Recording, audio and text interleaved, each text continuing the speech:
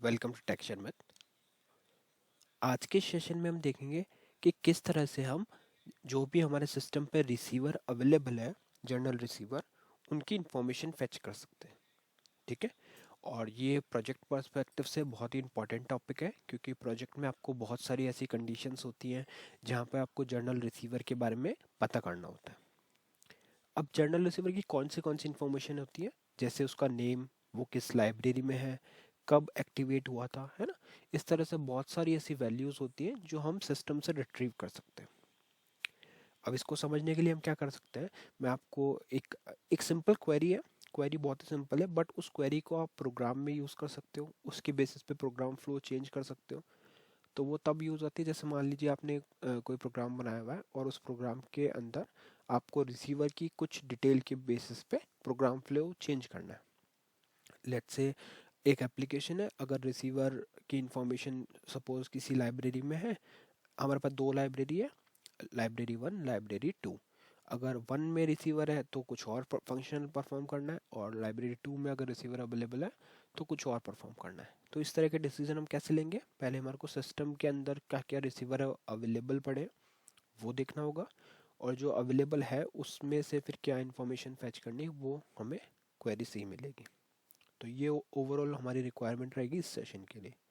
इससे पहले वाले सेशंस में हमने क्या क्या देख लिया, हमने जर्नलिंग से रिलेटेड बहुत सारे टॉपिक देखे। कैसे जर्नल बनता है, कैसे रिसीवर बनता है, दोनों को अटैच कैसे करा जाता है, या जर्नलिंग कैसे स्टार्ट की जाती है। तो ये सारे जो टॉपिक थे वो जर्नलिंग से रिलेटेड है। अब हम देख रहे हैं कि हमारे सिस्टम पे अगर कोई जर्नल अवेलेबल है तो उसके रिलेटेड, या ओवरऑल जितने भी सिस्टम पे जर्नल्स हैं, जर्नल रिसीवर हैं, उनको कैसे हम फेच कर सकते हैं, उनकी क्या क्या इन्फॉर्मेशन फेच कर सकते हैं। ठीक है। तो ये प्रोजेक्ट एनालिसिस के हिसाब से बहुत इंपॉर्टेंट टॉपिक है। तो इसके लिए कुछ इंफॉर्मेशन मैं पहले आपको दिखा रहा हूँ, जैसे वर्क ओबीजे F4। अगर यहाँ पे हम देखें STUPF RCB, तो हम पहले ये देखते हैं अवेलेबल है क्या। तो ये एक रिसीवर हमारा सिस्टम पे है। इसको जस्ट हम रेफरेंस लेंगे, जहाँ भी हम जो भी मैं क्वेरी आपको भी दिखाने वाला हूँ उस क्वेरी के अंदर इस रिसीवर के बारे में भी डिटेल चेक करने वाले हैं। अगर आप इसको ऑप्शन 8 लेके यहाँ पे चेक करोगे तो यहाँ पे इसका क्रिएशन डेट टाइम सारा यहाँ पे अवेलेबल है। 27 को हमने ये क्रिएट किया था। ठीक है। अब देखते हैं मेन क्वेरी। क्वेरी के लिए मैं यहाँ पे दूसरे सेशन पे STR SQL कर रहा हूँ। यहाँ पे जैसे हमने, अगर एक क्वेरी मैं फैच करके आपको दिखाऊँ तो ये क्वेरी क्या है, select star from QSys 2।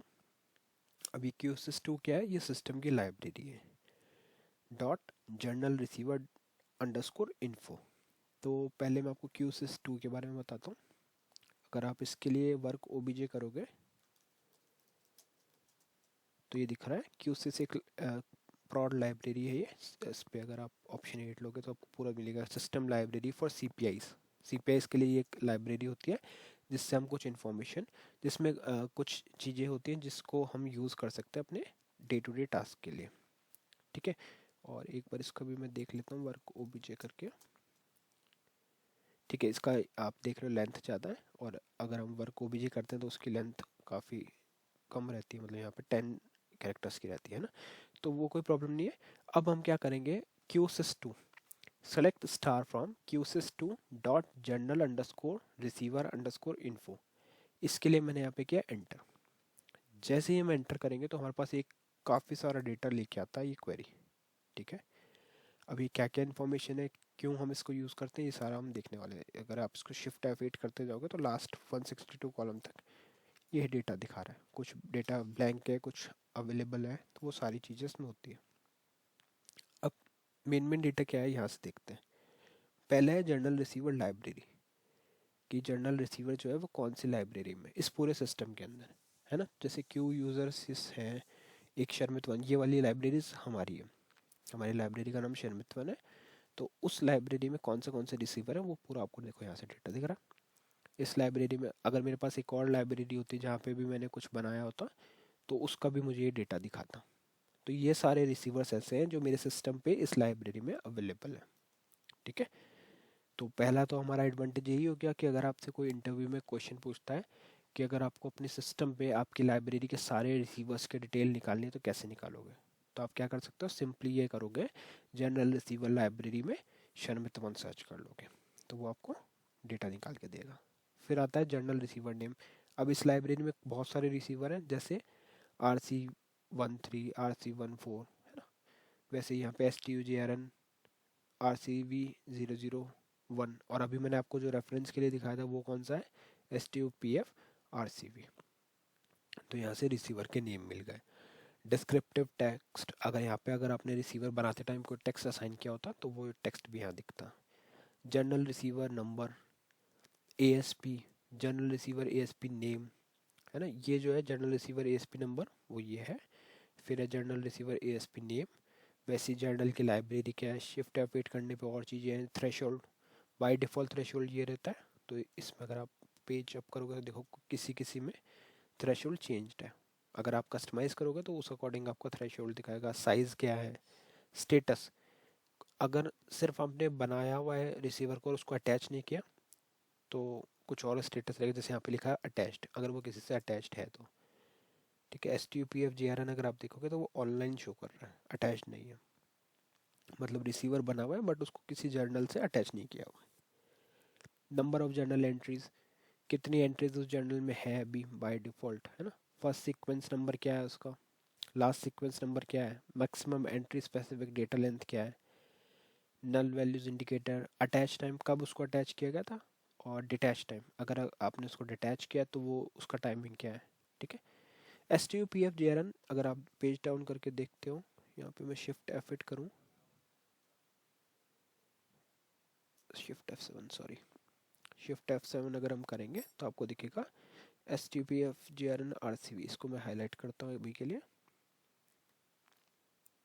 Shift F8 किया तो यहाँ पे देखो लिखा है कब अटैच हुआ था, कब डिटैच हुआ था, ये इन्फॉर्मेशन मिल जाएगी। Previous journal receiver, previous journal receiver के बारे में लाइब्रेरी कौन सी थी, नेक्स्ट जर्नल रिसीवर क्या, ये कुछ चीज़ ऐसी है जो आप जैसे जैसे एडवांस टॉपिक कवर करते जाओगे जर्नलिंग पे या प्रोजेक्ट के रिक्वायरमेंट के अकॉर्डिंग, आपको हो सकता है कोई एक स्पेसिफिक वैल्यू वहाँ पे नीड हो फेच करने की, तो आप इसमें सारी जर्नल से रिलेटेड जो इन्फॉर्मेशन रहती है वो मिल जाएगी।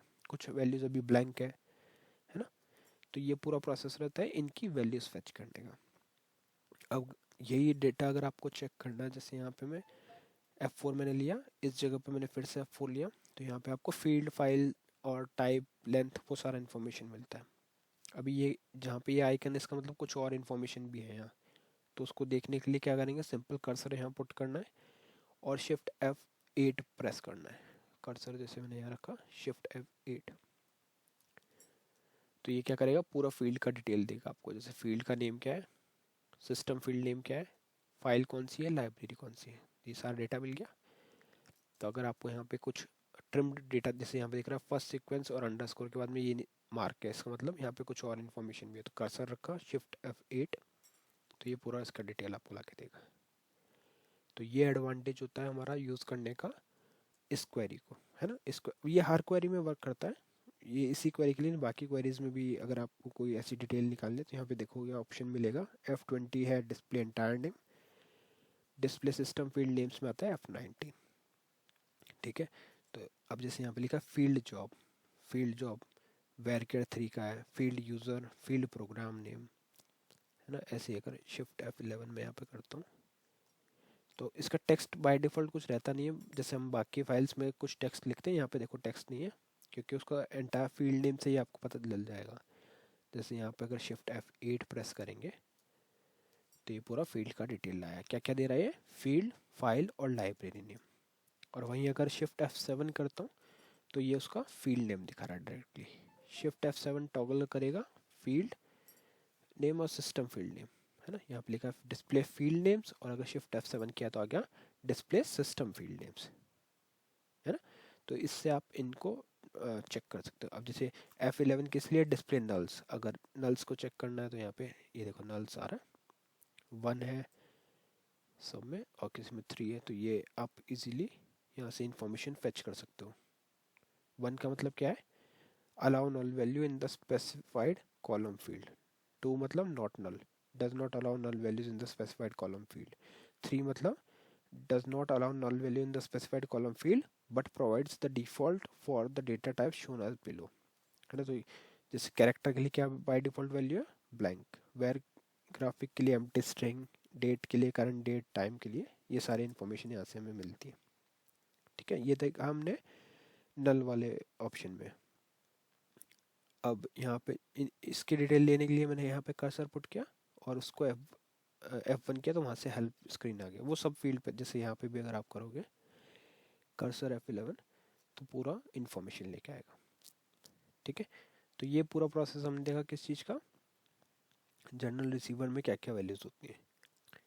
ठीक है, अब ये क्वेरी के बारे में तो हमने निकाल लिया। अब इसमें जो भी आपको इन्फॉर्मेशन चाहिए आपके प्रोजेक्ट के अकॉर्डिंग, वो आप यहाँ से फैच कर सकते हो। एक एग्जांपल में दिखाता हूँ। जैसे अगर हमारे को अपनी लाइब्रेरी के सारा डेटा फैच करना है, तो यहाँ पे आपको सिंपल F4 लेना है और यहाँ पे शिफ्ट F8 करके आप फील्ड नेम देख लोगे, जैसे जर्नल रिसीवर लाइब्रेरी, है ना।